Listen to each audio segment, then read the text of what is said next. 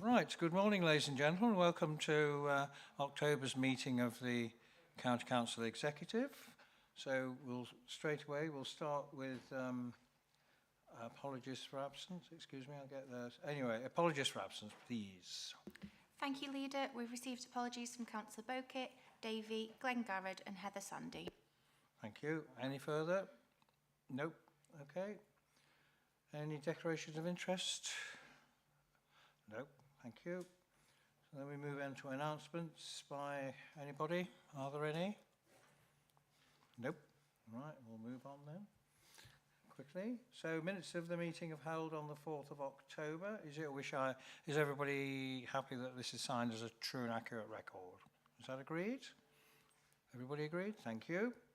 So then we move on to the item for decision, which is Children in Care and Care Leavers Strategy 22 to 25. Councillor Bradwell. Thank you, Mr. Chairman. Yes, so this is quite an important document, I believe. It's how we look after children who are leaving care. We have a duty now to support all care leavers up to the age of 25. I have to say a large number of them, although they could be being supported at arm's length, they will be in either doing apprenticeship, they'll be in work, they could be going to uni. Do you know what I mean? So it does say up to 25 to support them.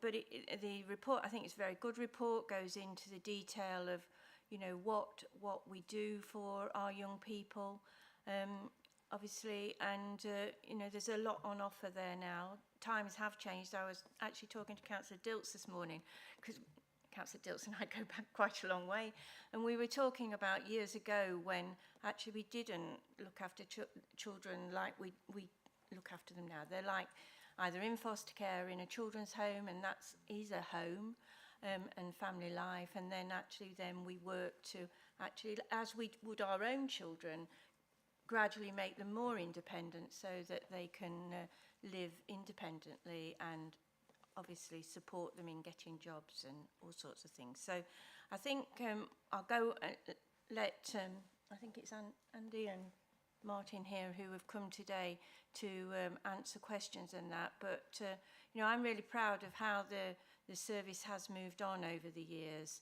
And if you meet some of these young people, they are really excited about, you know, their lives going forward. So I just think it's a very good document, and hope you'll have some interesting questions. Thank you. Right, so who's starting then? Good morning. Yes, I'm Andrew Morris, the Corporate Parenting Manager for the Council. I've got a very brief presentation just to take the Executive through just some of the headlines, if that's okay, if we could have the presentation on the screen. If it works. Is the technology going to fail me? No, here we go. Yeah, so this is Children in Care and Care Leavers Revised Strategy 22 to 25. Just a little bit of background and history to say that in 2018, the very first multi-agency Children in Care and Care Leavers Strategy was set, and it ran until January 2022. And we've been working this year to revise the strategy for the next three. The strategy includes input from children's services, schools, health partners, criminal justice agencies, district councils, and of course our leaving care services. We've continued in that vein this year to make sure that this strategy isn't just a county council document, it's owned by all the partners across all services to all of our children. And the 2018-21 strategy strengthened all of our services to children and helped cement really new partnerships and ways in working with wider partners to offer our children in care and our care leavers great services. And this was our opportunity to shape our aspirations and our direction of travel for young people. And I know that lots of members present today have had lots of conversations with different people around socialising the document and also having conversations in training around corporate parenting. So a lot of this won't be incredibly new to people. Just to give you, this is the headline ambition contained within the strategy, that it's the ambition of Lincolnshire County Council for all of our children and people in or leaving care to be safe, happy and healthy, and to enjoy and realise their potential, as I hope we would for any of our own biological children, as we do for our children in care and care leavers. Where they are provided with a safe, dependable foundation from which they can grow and achieve this. And this is offered to every child who has had a difficult start, the promise of a brighter future with every prospect of success. and we'll provide them with high quality care, support and guidance to ensure that they get the opportunities that they deserve. As we know, the highest quality of social care can transform the lives of the most vulnerable children in Lincolnshire, and this is really going to be through relationship-based interactions. We'll give them support they need to be resilient and well prepared for adulthood and independence, and that's the foundation of what we're doing as a local authority. And just to introduce you as well to the 7 corporate parenting principles, and this really underpins the strategy's foundations. For those children and young people to be safe and to have stability in their home lives, relationships, education and work. And for us as a local authority, as members and officers, to act in the best interest and promote their physical as well as mental health, and for all of those children and young people. And sometimes the most interesting aspect of the work we do is considering their views, wishes and feelings and getting that direct feedback from young people. It's really quite an exciting roller coaster sometimes, having some of those interactions with our children and finding out what they truly think and want from us. And to encourage those young people to express their views, wishes and feelings, which can sometimes be dangerous, but also very exciting and really informative for us as officers and members. And then I put this one in bold really, because this is for not just for local authority, but for all partners, for us to help those children and young people to gain access to and make the best use of services provided by the local authority and its relevant partners. And that's really the key, that it's not just the responsibility of us in the council, it's all of the partnerships around us, education services, police and health. And to prepare those children and young people for adulthood and independent living and promote high aspirations and secure the best outcomes for those children and young people. And you would have seen this in the paper, the attached paper, those are just our headline priorities for the coming 3 years. Support to remain in the family wherever possible. Stability and permanence in the placements and young people's lives and experiences. Build, not break relationships, be that with professionals or family members or the members of that young person's network. Excellent learning and aspiration outcomes, health and resilience, and safe and suitable accommodation. And I just introduced this slide just to show everybody who we viewed as being the core partners and members around the strategy, and just shows a wide network of what we're offering to our children and young people. So just to assure you, there's been a wide range of engagement and consultation with children and care leavers, team managers, operational staff, strategic partners through the Safeguarding Partnership, and of course the role of senior officers in the council and elected members attended briefings and engagement sessions online and face-to-face to ensure views and observations were captured and embedded into the strategy. So really, those are the questions I put to our directors leadership team and corporate leadership team, and that's created a really excited response in terms of senior officers putting themselves forward to become corporate parenting lead members within all the directorates across children's services and the whole local authority. And we're having training recently on how we can be less corporate and more about parenting that I'm really enjoying delivering to elected members, and I've got a second session this afternoon. So that's really it. I just wanted to give everybody a flavour of what the strategy is about and the work we've done. And then myself and Tara and Martin would welcome any questions. Thank you. Thank you very much for that. So it went to children's scrutiny. Councillor Kendrick, I believe, did it not? Yes, indeed, Leader. And we, as always, thoroughly examine these topics that are put before us. And just want to pick up on a couple of points. As has been mentioned, members of the committee and also the corporate parenting panel have attended a number of sessions and raised questions and provided feedback, particularly on the 6 priorities and obviously the draft strategy. And as a result of this, we were very content with the final version as it is. I think one of the things that I think a number of us on the committee are struck by is the engagement with the young people. Doing things with people rather to people, I think, is one of the things that I think of. And I particularly found it interesting and enlightening to attend things such as the sessions with young people, the big conversation as it's called, where we actually get to meet with the people we are responsible for as corporate parents. And that's another aspect that the committee has been keen to promote, is the aspect of the responsibilities of all members of the council as corporate parents. So, Leader, we're quite happy with the strategy as it's put forward. Thank you. Thank you very much for that. And I think it was also, there was a bit of a debate over in scrutiny. So I don't know whether, I know you're not a member of the committee, Councillor Dilks, whether you want to just reprise your comments, because you showed an interest in this. Very kind. Thank you. Thank you very much, Mr. Chairman. Yeah, I mean, as Councillor Babwell said, I really welcome the report, I've got to say, and I welcome the progress that this council has made, on children in care. As colleagues may remember, I remember many years ago asking how many of our children in care go to university, and I was told, well, we did have one, went to university, but it didn't really work out, And I noticed from the report we now have 18, and I really welcome that. I could argue that's still not enough, but it is progress, so I really welcome that. And I also welcome the sort of overtures, if I could put it that way, that came up at OSMB last week. It was mentioned that the county is approaching and is prepared to sort of go out to the districts and give a briefing, perhaps after the next elections in May, to the new councillors to emphasise their role as corporate parents, even though they're district councillors rather than county councillors.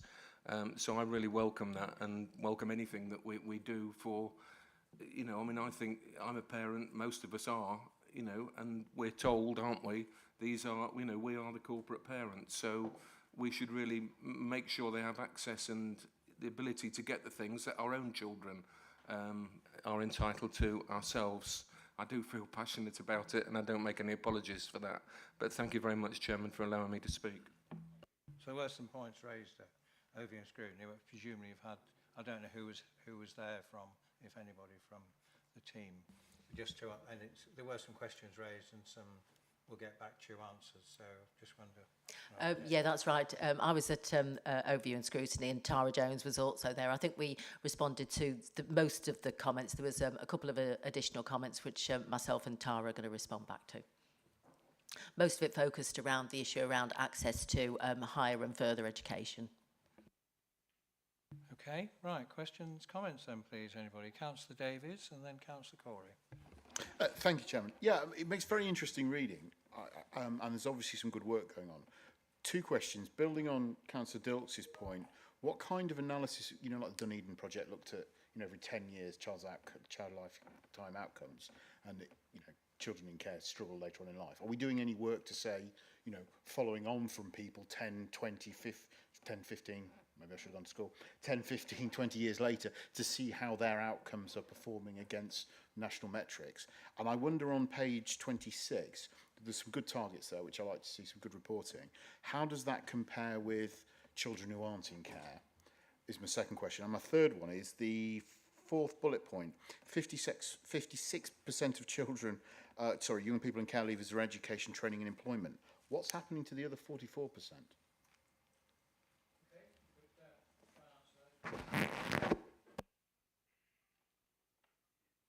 Okay, just in relation to the first question, I'll have to have a little dig through the paper and just make sure I find the correct points for you.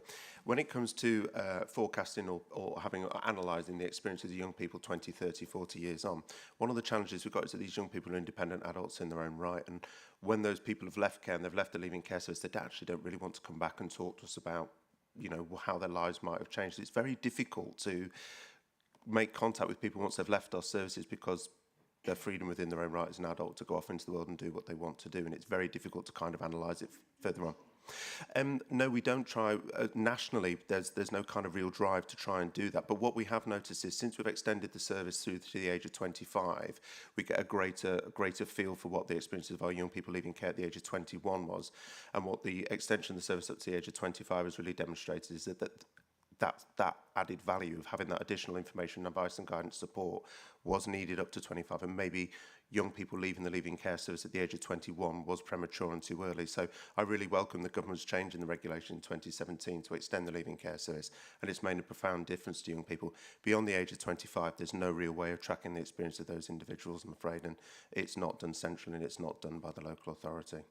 But I mean, I think the point is that, yes, I mean, you don't want to be chasing people who probably want, if it's a family, traditional family, obviously it carries on until the parents, usually the parents. So there is no sort of voluntary thing, well, if you sign up to something, we can keep in touch. I mean, you just wonder, because obviously these are typically young people who've had a challenging start to life, and there is no sort of, well, do you want to keep in touch? Because even if they move away, you would have thought there is sort of the hand of the parent, because most parents don't stop when they get to 25. They still, most parents say, well, when they're 90, they're still saying they want stuff, don't they? So I just think these are a miss, because people will leave, and if there is a voluntary support network there through adult care, I just wonder if that's anything worth thinking about. Mrs. Bradwell. Yeah, I just want to come in because we do have some, Andy, who do come, I think it's mainly residential homes, and I've been visiting homes, and especially coming up to Christmas and things like that, Easter, and I've been in a home where a young lady was bringing her children back to meet the staff who were still working in the home, who she knew when she was in that home.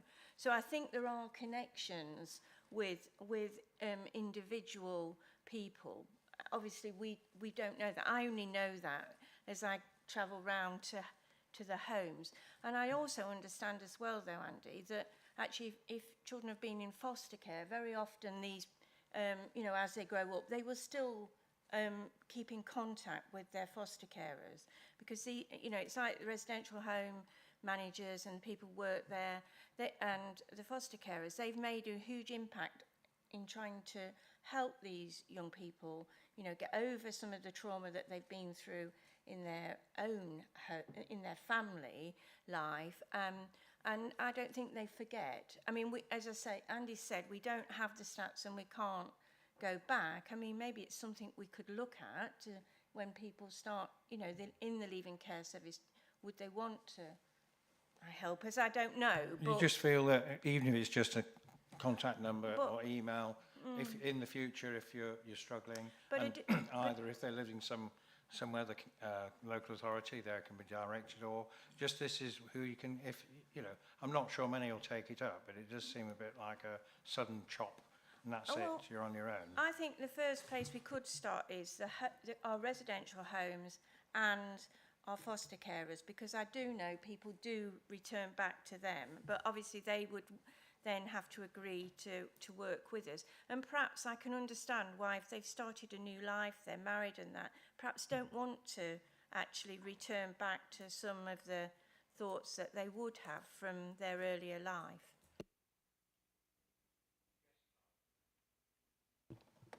Yes, I mean, what we do know, what works really well in terms of creating that resilience into adulthood, is supporting the child around early trauma.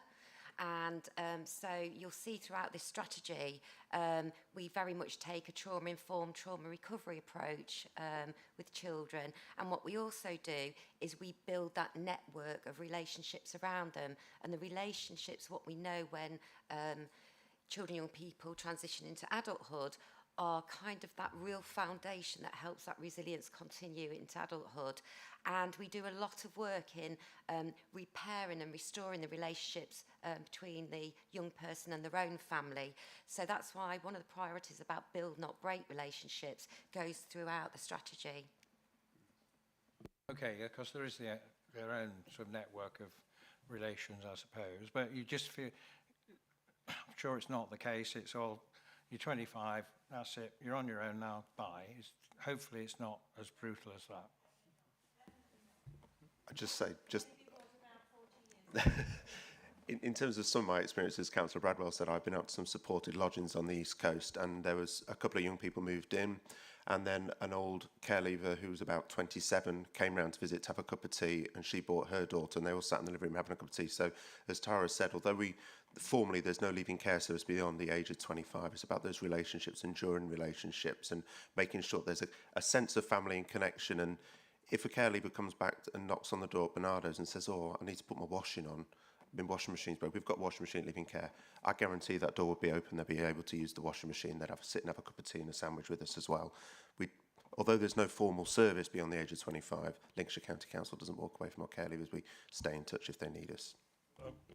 These anecdotes are very great, but I don't think anybody's suggesting we start investing in a whole post, but it just seems, I'm just interested in, everything else we do, there is a sort of an exit strategy, and, staff, we have with exit interview and all the rest of it. So a little bit surprised there isn't anything. I mean, surely there's, even if it's just a contact number, I'm not hearing you doing that. That's what's slightly worrying me. We do have an exit interview process with all of our young people. They're offered the opportunity to sit down and talk to the member of staff and tell us about their experience of the Leaving Care Service. But beyond the age of 25, legally and regulatory, we're not required to deliver a service. There's no funding to deliver that service.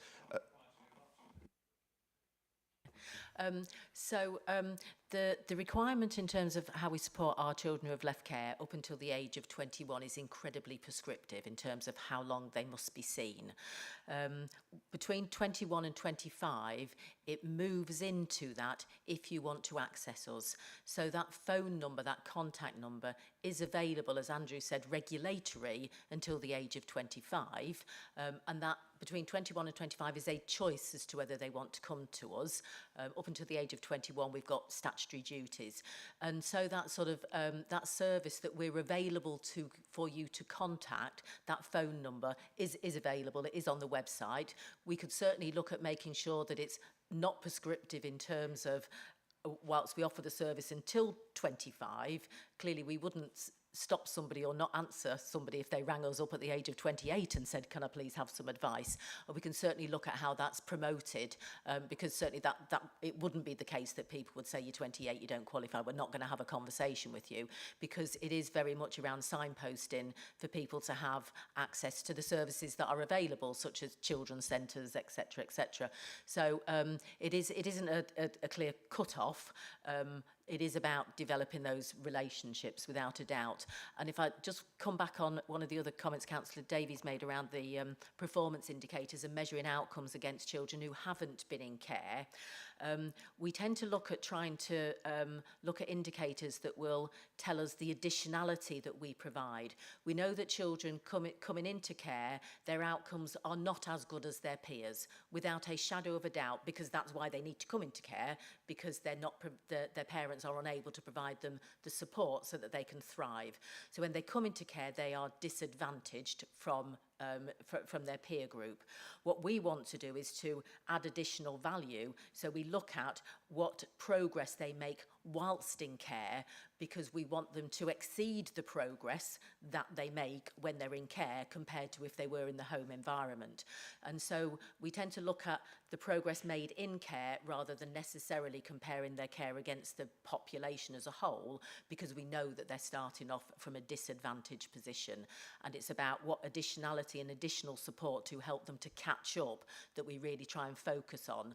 The national measures do also compare us nationally against children who are not in care, but what we find is much more nuanced and much more meaningful is looking at what additionality, because we want them to make better progress whilst in care than what their peers are making, if that makes sense. I hear what you're saying, and my slight concern is that, I mean, we apply that approach at school sometimes, don't we, which involves a slightly disjointed approach, because you end up not really being able to, if you're looking at everything in isolation and taking value added, well, how do I know that the value added over there is any good compared to there? If you're not benchmarking, you don't really know, do you? So I think you still need some comparator in there, accepting that there's a layer of detail beneath that expands on the value added, you know, looking from, you know, a base point. But if you're not taking an analysis across the whole peer group, you're not really in a position to say whether you're doing a good job or not, are you?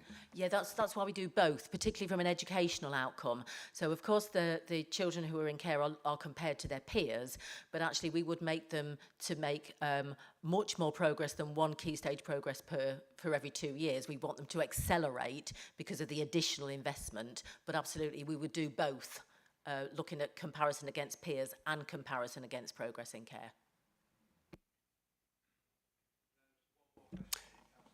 Yeah, it was just in relation to the other 40% that are in education, employment, training. It was interesting. We did a little bit of a dig down into that 40% that aren't in education, employment, training. And for example, out of that group, 8% had profound disabilities and were open to leaving care service and unable to work. 5% of young people were parenting, on paternity or maternity leave, that they just had their own children. So that automatically there accounted for what?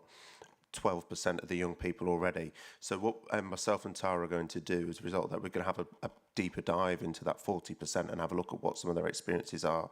There's some young people that are not ever going to work because of the nature of their disability and their presenting need, but then it brings us to about 35% of young people that are just not in education, employment, training, rather than the 40% as it appeared, because when we dug down into that 40%, we could see 35% weren't employed. The others had reasons why they were unable to work at that time.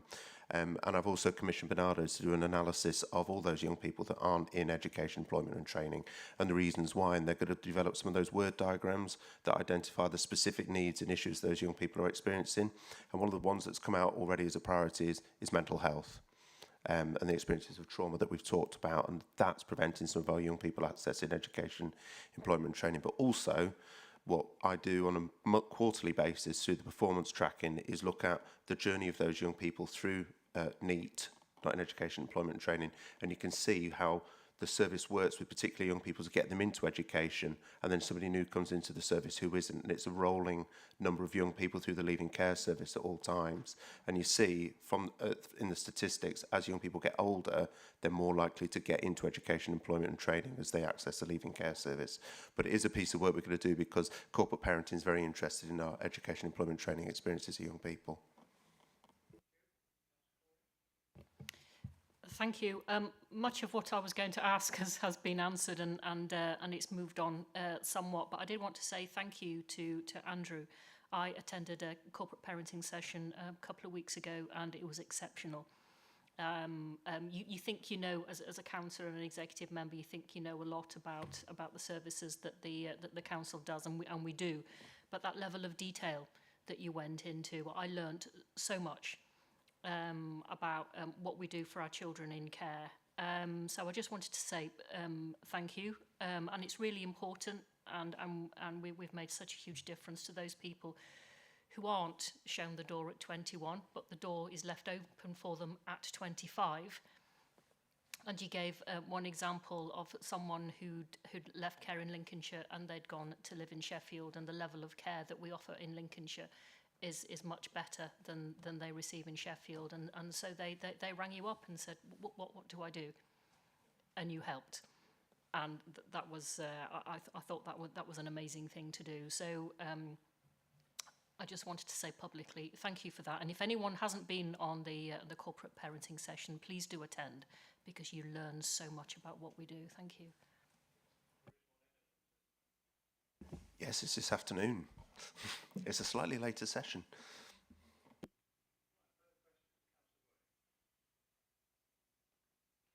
Thank you, Leader. And I still bear the scars from about 2 years ago of one of his sessions. You know, it comes up, you know, there was not quite finger wagging, but my goodness, every point landed, and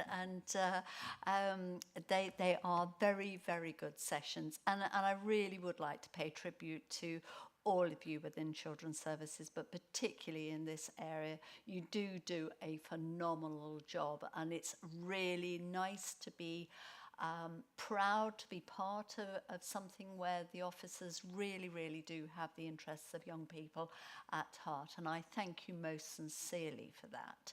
And I suppose I don't really want to be negative, but with the impact equality assessment, can you just have a look at it? Because I just felt that there was a bit more detail. There's a few typos in there.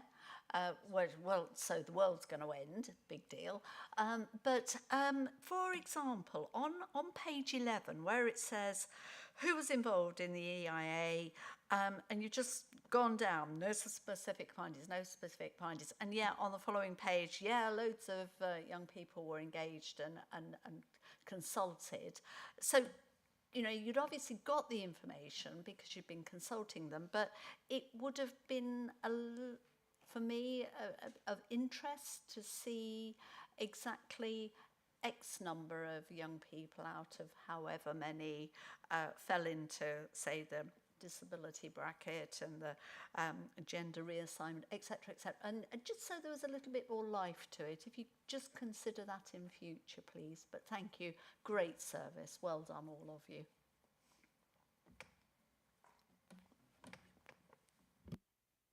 Yeah, thank you. I'll take them. But I'll just say it's only the second time I've done one of those equality impact assessments as well. And I was on the phone to Tara. Right, that was a learning experience for me filling one of those out, and I'll take that away and I'll reflect on that. So thank you, and I'll make sure that's reflected in any future documents I do for the AI. Thank you. Thank you, that's great, and hopefully that, you know, these things will be proofread by, as they go through the system as well, because it's always, when you write the thing, it's you just miss stuff, don't you, when it's your baby, you don't see it. But I think, you know, there's a role there for democratic services, I think, to make sure that somebody's just checking that it all makes sense. Not rely on Ms. Councillor Woolley to do that for us. Any further questions, please? Comments? Okay, so the recommendation, if I just find them at the beginning, I'll just go back to them there. They are there on page 9. So basically we approve the strategy which has been attached and debated. So all those in favour of approving the strategy, please show. Thank you very much, that's agreed. So thank you. So that, I believe, concludes the meeting. Thank you for your attendance. And if you're not doing anything else, recommended that you do the care leavers training session, which would be very good. Thank you.